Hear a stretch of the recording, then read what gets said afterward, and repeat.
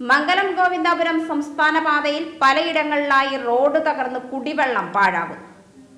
നെന്മാറ മുതൽ കൊല്ലങ്കോട് ടൗൺ വരെയുള്ള പ്രധാന റോഡിൽ പലയിടങ്ങളിലായി റോഡ് തകർന്ന് കുടിവെള്ളം പാഴാകുന്നുണ്ട്. ആഴ്ചകളും മാസങ്ങളുമായി റോഡിലൂടെ വെള്ളം പാഴാവുന്നുണ്ടെങ്കിലും ജല അതോറിറ്റി അനങ്ങാപ്പാറ നയം സ്വീകരിക്കുകയാണ്. കൊല്ലങ്കോട് ഇരഞ്ഞിമന്നം ക്ഷേത്രത്തിന് സമീപത്ത് റോഡിൽ വെള്ളമൊഴുകിയുണ്ടായ കുഴികൾ ഇതുവഴിയുള്ള വാഹനയാത്രികർക്ക് ഭീഷണിയാവുന്നുണ്ട്.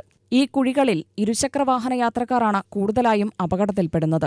1 മാസത്തിലധികമായി ഇവിടെ കുടിവെള്ളം പാഴാവാൻ തുടങ്ങിയിട്ടെന്നും കുടിവെള്ളത്തിനായി ആളുകൾ നെട്ടോട്ടമോടുന്ന സമയത്ത് ലിറ്റർ കണക്കിന് വെള്ളമാണ് ദിനംപ്രതി നഷ്ടമായി പോകുന്നതെന്നും പ്രദേശത്തെ വ്യാപാരികൾ പറയുന്നു.